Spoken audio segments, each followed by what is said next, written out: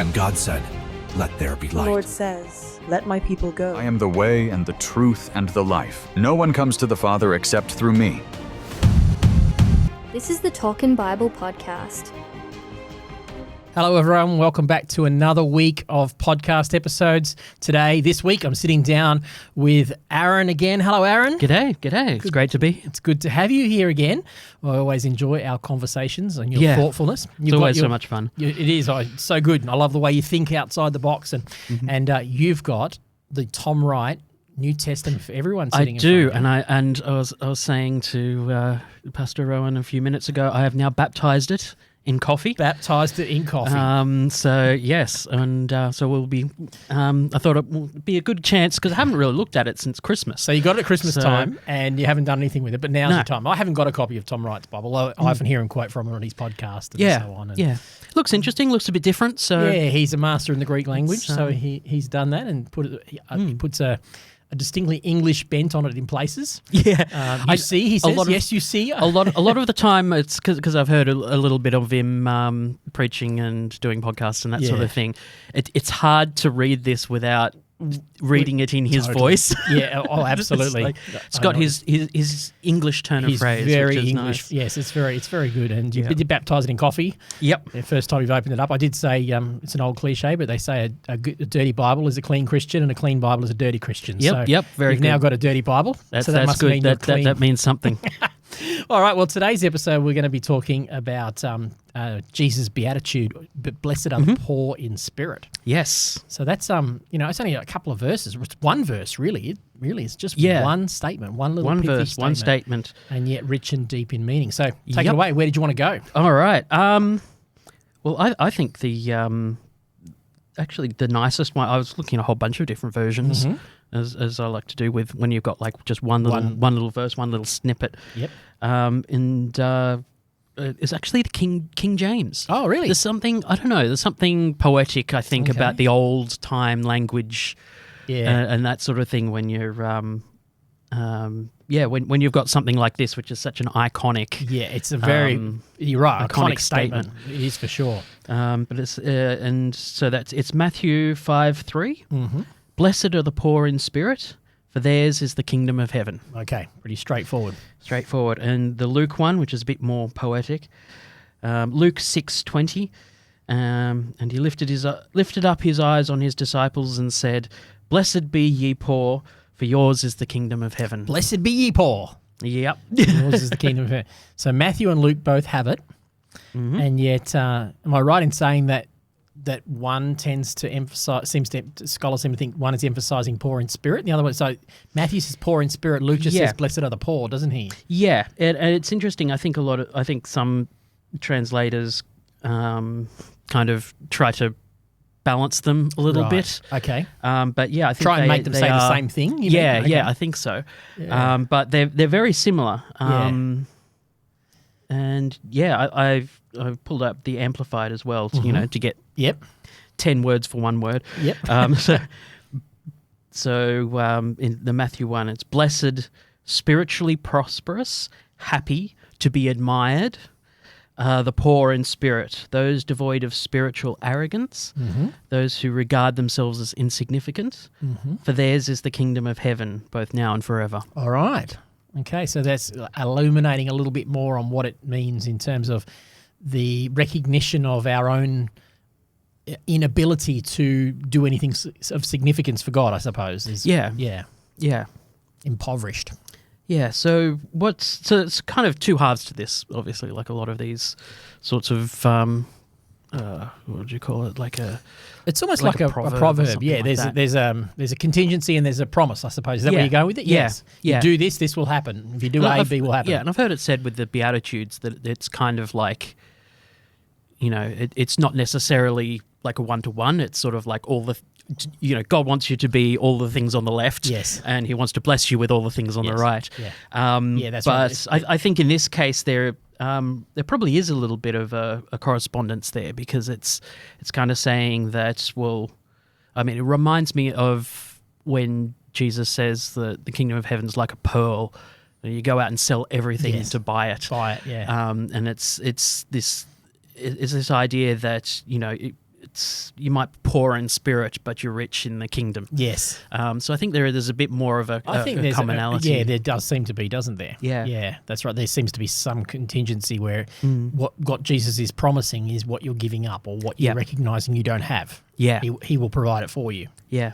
Which makes sense, doesn't it? Because we think about it, that's essentially what the problem was in the Garden of Eden, is that God had promised them wisdom, but they thought God was holding out on them, so they try to take it themselves, and that's what led to the problem. So I guess if we can trust God and go, okay, we don't have anything of any value, Lord, apart from you, and then allow him to grace us with those things, to bless us with those things, as the word blessed, makarios, the Greek word means, then, yeah, I mean, that's the way it's going to happen, is when we trust God with it.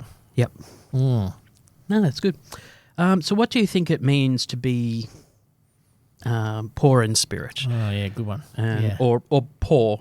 Or poor in general. Just in general. Well, that's why I picked it up, because I remember when I've studied this in the past that I think the scholars say that there seems to be a difference between the way Luke does it. And it's interesting you said that some of them try to merge the two together. I just come off my master's a week or so ago, intensive, and we were looking at the New Testament actually, and often talking about the way that the same story appears in synoptic gospels quite often, but with a different slant or a different bent. Yep. And we were learning we should resist the temptation to try to streamline it all, because each author is telling their own story. And so for whatever reason, it does seem that Matthew, and I think I've got a reason for why, I think when it says poor in spirit, I think Matthew is focusing on the spiritual impoverishment, probably because he's talking to Jews. Who Jesus is talking to Jews, and Matthew is writing his gospel for the Jewish people, who by and large are quote unquote God's chosen people. By and large, wouldn't have thought of themselves as poor because they're the chosen ones. You know, we're disciples of, as the the Jews said to Jesus in John's gospel, we're disciples of Abraham. We've never been slaves to anyone. You know, they saw them. They tended to see themselves as the chosen ones, and to think that they were impoverished would have been quite confronting to them. So I suspect it's that sense of recognizing that without God's grace, there is nothing of value. And we do all have a tendency to start relying on God's grace, and then when we get comfortable with such a thing, oh, I can do this thing. I'm worthy of this. So I wonder if that's what's going on in Matthew's gospel. And then in Luke's gospel, which is written to a wider, more dispersed, predominantly Greek audience, I think Luke probably does emphasize the material poverty a little more. Not that both aren't true, but you can have people who are wealthy materially and still spiritually poor. And you can have people who are, spiritually rich and materially poor, I suppose. So I just think there's probably a slight difference there in what he's trying to get across, depending on who he's talking to. But I think overwhelmingly for us, the point is that whether we are poor financially or we are poor spiritually, both are, if we recognize that, God is able to make up for that. Yep. Yeah, that's really interesting. And yeah, you often do see those different slants, and I think that comes out in a few other passages that we'll be covering this week. Right, good. Yeah. The slightly different slants that the different authors have on it. Yeah. And, I do love the word we translate blessed, or makarios. I was the Bible Project have recently done a series on the Sermon on the Mount, and they spent quite a bit of time on the whole concept of the beatitudes and the word makarios. And they call it the good life. That's how they've translated it. The good life belongs to those who. But even then, I find that quite confronting, because that leaves a lot open to interpretation as to what is a good life. Yeah. What a Westerner might define as a good life is very different to what someone in a developing country, persecuted country, might define as a good life. But the word itself, it transcends comfort. It transcends financial blessing. While it can include those things, it's not dependent on those things. It's probably not that different to the Hebrew word shalom, which just means that to do well in life. And so it's more the word blessed there is less to do with someone's circumstances and more to do with the fact that regardless of your circumstances, be they good or bad, you have a blessed life. You are blessed to be in God's family, in God's kingdom, and have these values attached to you. I think that's a good way to understand it, because it's not just linked to wealth or status. And the blessing here is for theirs is the kingdom of heaven, or for yours is the kingdom of heaven. Is the kingdom of heaven, yes. So what does that mean to For yours is the kingdom of heaven. So, especially in Matthew's gospel, to a Jewish person, that's a big deal. Kingdom language is a massive deal to them, isn't it?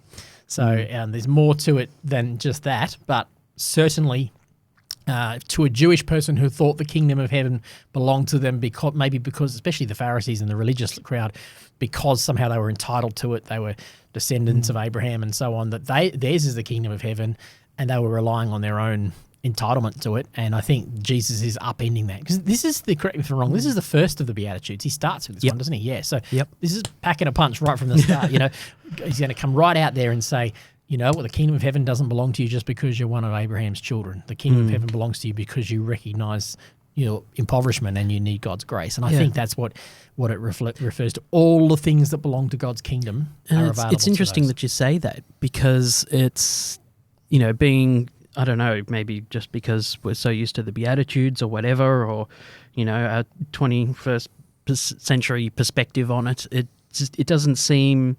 It seems like such a nice little saying. Yes, it does. To think that actually, no, he's really having a go at some people with this. Yes, he is. I think right out of the track, or on the track, as soon as the gate opens, he comes out swinging. You see this and you think there's nothing controversial about that. It's a nice, pretty saying, and it's like, well, maybe not to his audience. Not necessarily. What you mean? You mean the poor people get the kingdom of heaven? I can imagine the Pharisees around the outside of the sermons, which they're hovering around, hearing that and go scoffing at that and go, "Oh, that's ridiculous. They don't deserve it." That's the kind of mentality Jesus comes out with, and he's talking to those who would be looked down on by others and saying, "You know what? You're special to the Father. Yeah, the kingdom of heaven belongs to you." As well, I kind of get the sense through. Some of Jesus' interactions with the Pharisees and with other people, that the Pharisees were quite judgmental about things like, disease, but also I imagine possibly through poverty, to point to those things and say that this is a sign that you've angered God, or this is a sign that you're not favoured by God. Yes, that's right, exactly. I think that was very much the case, which is. We've got to be careful we don't start to do the same thing and start looking down on people. But that was a very prevalent view in the first century. That Jesus' disciples say to him, "Oh, who sinned, this man or his parents, that he was born blind?" That shows their mentality as well. They're confused about that guy, because they're thinking, well, hang on a sec, he's been born blind, so he hasn't had a chance to sin himself. So where's the sin, Jesus? Because they've automatically made this assumption that bad things are happening to a person because of bad behavior or because they're not favored by God or disliked or whatever. And Jesus is trying to upend all that. And here he's not advocating for poverty. He's not advocating that somehow it's more blessed to be poor than rich. He's not saying that. I mean, it's more about attitude of heart, I think, is where he's getting at here. Yeah, and it's the kingdom of heaven that's the blessing there. It's the true blessing. If you're poor in spirit, you're still blessed. Exactly. Because you've got that kingdom of heaven. True blessing, true riches. Yeah. Jesus calls it elsewhere. If you can be faithful with worldly wealth, he will trust you with true riches. The real riches of life are more than, the riches of God's kingdom are more than financial blessing or even good health in this life. All those things. I mean, I know you have your own health journey, but the riches of the kingdom of heaven are more than that. It's a greater promise than what we could than the worst of, or even the best of what we think this life could offer us. The worst of the kingdom of heaven is better than the best of the kingdom of this world, I suppose. Yeah, no, that's really encouraging. Yep, so he will meet us when we come to him with that recognition that we need him. Got anything else there? No, that's all my That's it list. For yours? Yeah. Let me have a look at my notes. Practical applications. God meets us in our need, not in our strength. Humility is the gateway into God's kingdom. Yep. Don't envy the strong. Don't envy those who seem to have it all together. And live poor in spirit daily. Every day I think it's helpful to come and say, Lord, without you, I don't have anything of value today. But with you, as a child of your king, I inherit the kingdom of God. And I was talking about this on a recent episode I've recorded, is that this is not advocating along a similar sort of line. This recognition of our impoverishment is not a recognition that we It's not meaning that we need to ignore the things that we are entitled to because we're God's children. So we can beat up on ourselves so much, I'm nothing, I'm nothing, I'm nothing, and we fail to embrace the sonship that God has given us. I use that word gender neutral there, that child of God sonship, daughtership that God has given us. We belittle God when we don't embrace it. It's how we embrace it that's the issue. These leaders were often embracing it from a sense of their own entitlement. Others, the weak, will often not embrace it at all. And I think the way up is the way down in God's kingdom. So it's first of all recognizing that without God, I don't have anything. But then with God, I have availability, all the keys of the kingdom. Yep. So that I do stand taller, and I do stand up, and I do raise my head, and I do speak and declare God's promises and blessings over my life and my family and my church and so on. But I'm not doing it from a place of defeated. I'm not doing it from a place of pride, but I am taking all that God has offered me. And to not do that would be to, in one sense, belittle all that it cost Christ. I mean, it cost him a lot to get us those blessings. So we might as well avail ourselves of what he's paid the price for. Yeah. Yeah. So let's get that mix right. Good. Come humbly, but then stand strongly in the presence of what God has given us. Excellent. It's good. Very good. Thanks, mate. All right, we'll talk to everyone tomorrow. See you then.